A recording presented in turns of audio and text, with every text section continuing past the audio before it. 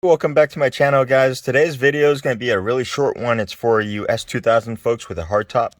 As you know already, these things cost a lot now, and with anything that costs a lot, everyone wants to steal them. So I invested myself some locks here from Ballade Sports. The keys that come with it are pretty ass. They're too big. And then they give you a smaller one that's like trimmed down to where my finger is, which still very difficult to put in here. So I made my own, and I'll show you guys the process. So with my key, it's, the small one. I just cut it down, 3D print it a little thing, and then it allows you to put this in here, turn it, and then easily take it out, afterwards. And so you don't want to moor up this. That's why I decided to cut my key. Because no matter what you do, the ones that they give you, it'll cut it up, and I'm not a big fan of that. So stay tuned. I'll show you guys how to do this. All right, so to get started here, you're gonna need the original key that comes with the locks, which I have right here. I'm gonna put it in this vise. Never put your key in the vise like this when you're cutting it, where the barrel goes inside, because this bends really easily. It's very soft metal. So what you want to do is you actually want to just hold on to the key part, or whichever part that you're going to throw away. And so this is how I have it set up right now.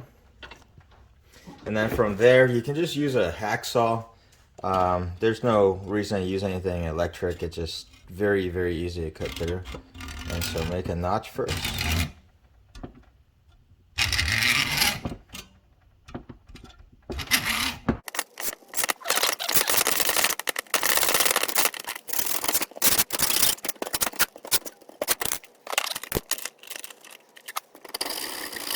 And then what you're left with is this right here,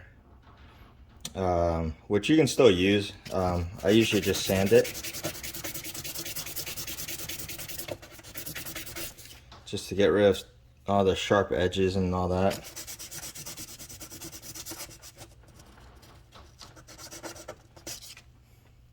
And technically, if you really wanted to,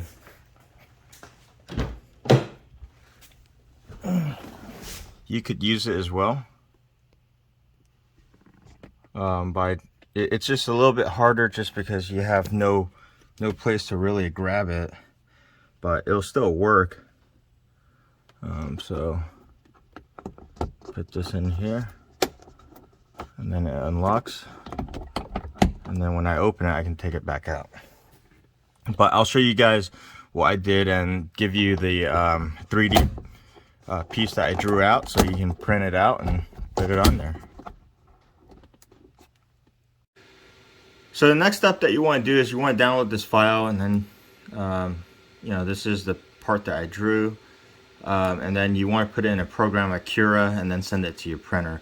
Depending on what you print, you want to print a little bit larger, just because this is measured very accurately.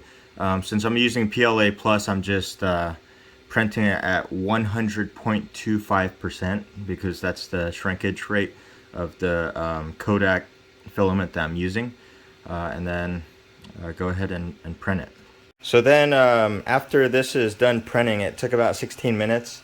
I like to just push this in right away while it's still warm. That way I don't have to use any glue.